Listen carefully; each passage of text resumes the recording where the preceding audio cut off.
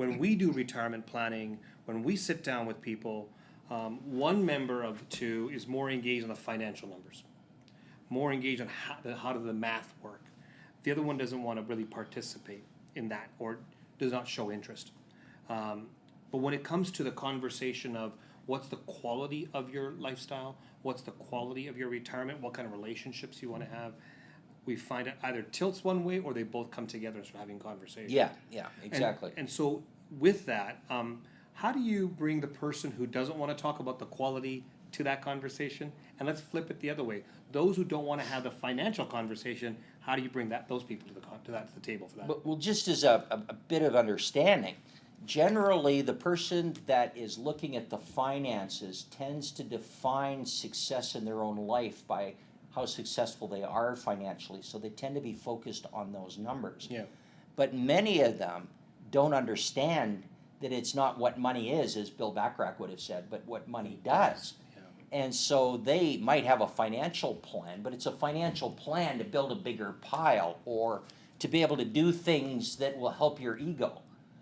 The other person looks at life, assumes it's going to be okay, assumes that there's money there to be able to look after it, but the goal is not to build a bigger pile. The goal is to enjoy life for itself and figure out if you need to finance some of it, then great, figure that out, or have a different goal. Mm-hmm.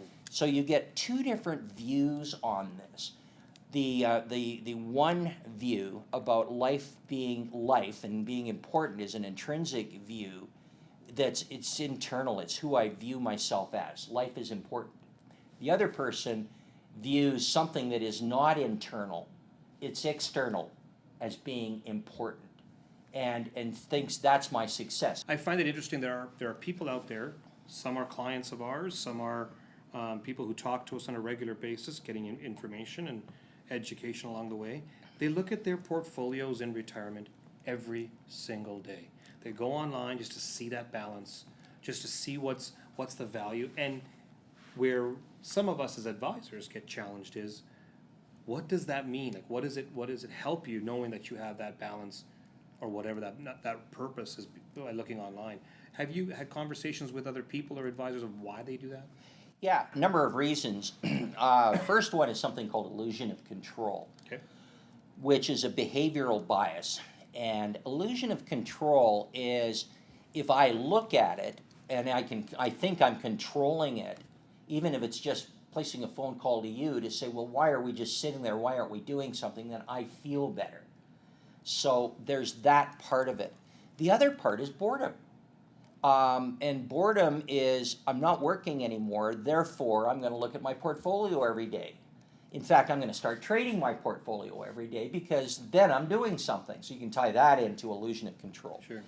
There's also the fear that we don't have enough. And there's always the worry that in a meltdown, for example, as we're prone to have, that I'm going to lose any semblance of security that I get from this. Understand, for a lot of people, this portfolio that's on the screen is your baby blanket. And you look at it like that, and it needs nurturing and support, and you got to call the nurse, which is you, and figure out what to do, or call the doctor, which is you, and get them to fix it. Gotcha. What about the other side, where individuals who are not really involved in the financial side, they just don't really want to be part of that? And my fear is when the time comes where you're forced to worry about your money or think about it or address concerns, you're not prepared. You may not have a individual you trust to work with. We see a lot of individuals, primarily we see women who become widowed. They're lost. They don't know what to do, and if they don't have that group of individuals or a person that they can trust to help them through that process, they seem lost for a while. Well, and I've seen some scary numbers about the number of people that, and particularly women, who change their financial advisor within 6 months of being widowed. Mm-hmm. And performance is good, and they phone you up and they say, Faisal, I'm going to move my account. You've been great for my husband and I, but I'm going to move my account to somebody that I know a little bit better. And you're going, well, yeah, but look at the performance. Yeah. And she said, I know, but you know, this person at X, you know, they just seem so nice, and you're going, what? What happened there? So part of it is on the shoulders of the financial advisors who do not create relationships with both parties, and relationships based on the issues that are important, the life issues, and treat this like it's a financial exercise. Oh, that's one issue. The other issue is that people have to be comfortable with the advice that they're getting.